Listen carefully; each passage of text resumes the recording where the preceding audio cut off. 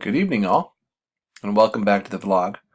I'm Good evening, all, and welcome back to the vlog. Pardon the shine on my head there.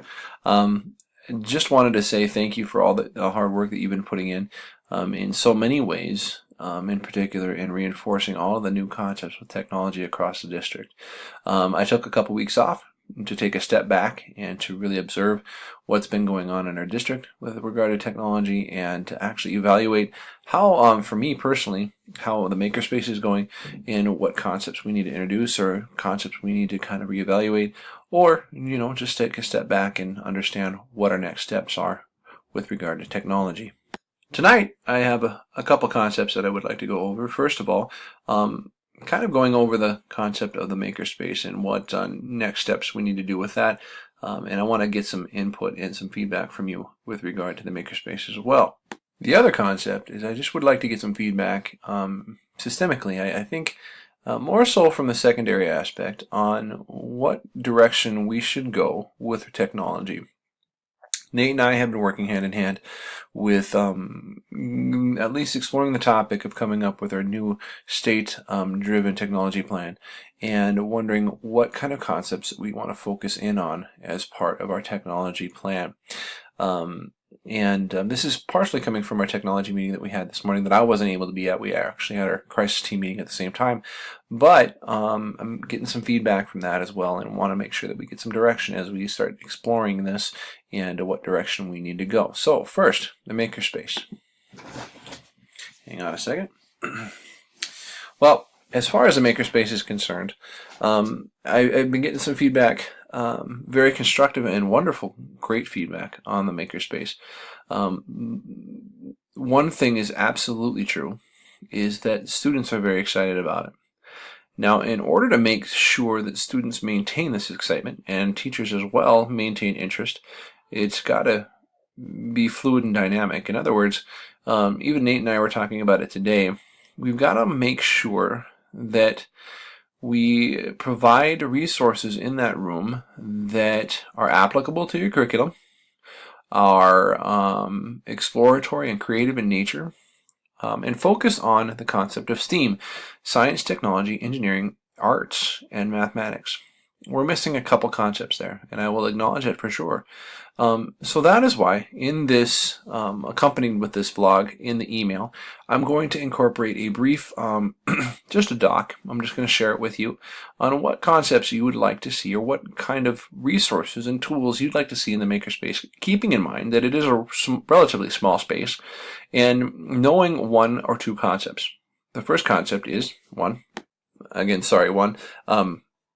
the first concept is that the idea behind a makerspace is kind of twofold. One, we want students to be creative and understand that we might not live inside a box all the time, and to think outside of the box is very important, and to explore new and critical thinking skills, new ideas in that aspect.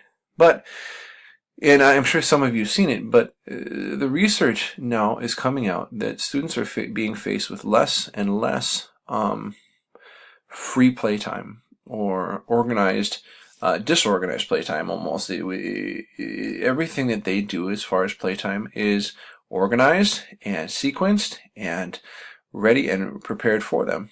When you think about Phi-Ed, when you think about even recess is becoming more and more structured, maybe not so much in Black Duck, but in other areas. After school, they don't just run outside and play, they play sports. And in Black Duck, many children are involved in everything. So, it is up to us to kind of provide that opportunity for them to self-discover what it means to be, and what it means to construct their own processes on play, and construct their own ideas on where we should go next. One of the coolest concepts I've been able to observe in the makerspace is how students problem solve themselves. I've had the wonderful, wonderful opportunity to escort the 7th graders down for Mrs. Marie's class once a week. I take a quarter of them 4 times a week, but it's really been amazing to see how kids problem solve. I don't give them a whole lot of direction. I give them the basic understanding of what our rules and expectations are in that room. Other than that, the sky is the limit. Now, The repercussions of that is that they are using material up, and they are using those things to the best of their ability, and I'm very, very impressed with what they've been able to do critical thinking wise.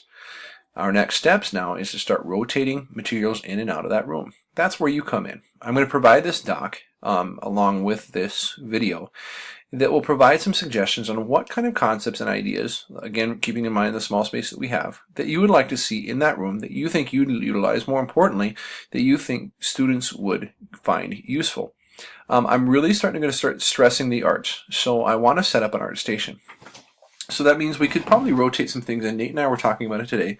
Maybe an origami station, maybe a painting station of some sort. Maybe we do a air-dried clay station one week, or when we rotate these things every week or two, or maybe 2 or 3 weeks, into a concept that that room becomes fluid and dynamic based on interest of the students.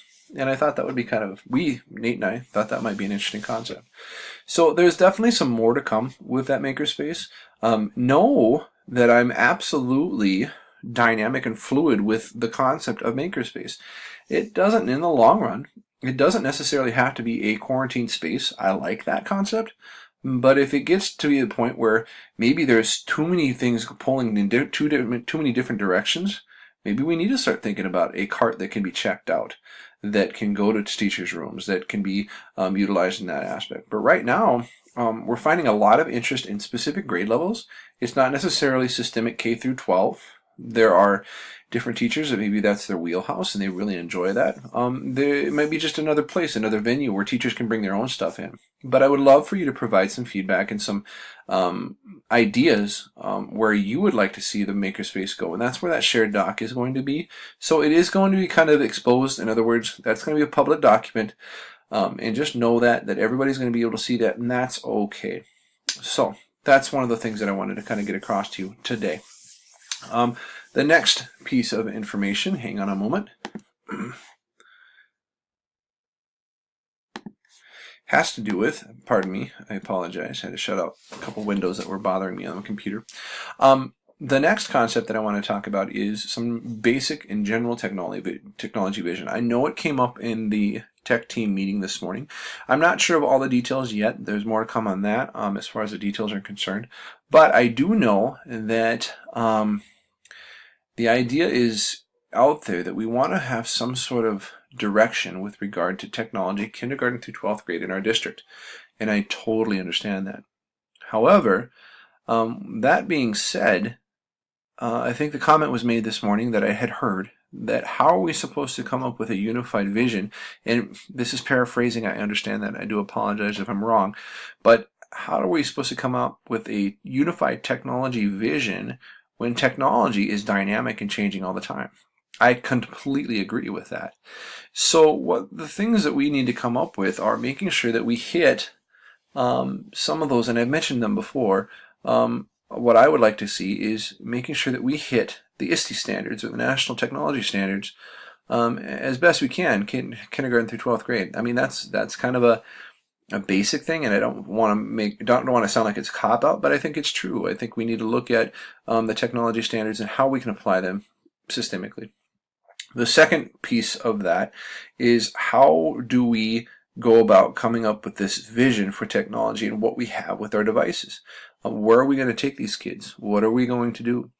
We've heard of the concepts, many of us have, of the 4 C's, critical thinking, creativity, and so on. I can't remember them off the top of my head, but they're there, and actually it breaks into 6 C's when we talk about more communication aspects and the culture and all that kind of stuff. I think we have an avenue right now where we could really make a turn and continue what we're doing in a really positive way. I think we have an opportunity, not necessarily avenue, an opportunity that we can seize right now to take our district to new and great places in a way that generates 100%, nearly 100% buy-in, because we're there. And the students are ready, the students are hungry for it, and I believe, as teachers, we're hungry for it too. We want to make sure that technology isn't in the way, and we want to make sure that it's being utilized effectively. So that's why I'm going to include also with this email, or with this vlog, in my email a link to a survey, and it's like many of the other surveys that I've seen. It's simply going to ask, where would you like to take the district with regard to technology? Do you believe we're fine right where we're at? What kind of culture do you want to generate? What is important to you? I'm not going to ask all those questions, but in that single question is, what would you like to see with regard to technology in our district? That's it. It's going to be a narrative. That's all I want to know. And I think that will be useful information. We'll be able to break some of that down. I have some software that I can run it through, and then we'll be able to look through some of the words and phrases and see what are popular, and kind of generate a wholehearted look at where we want to take our district. So I apologize for rambling a little bit, but I have a lot of things in my brain, and as I've been taking a break off the last few weeks on the vlog, those are the things that I've been thinking about, and I want to make sure that you are very clear, I'm very clear on where I want to go as far as getting your input, and it's very valuable to me. So without any further delay, I want to sign off for this evening. Again, I want your feedback, so please email it to me any way you'd like, but more importantly, fill out those docs and surveys if you could, and we'll be looking forward to hearing from you, and I'll hopefully be sharing some of those results in the next couple weeks. Thank you very much. Have a wonderful night.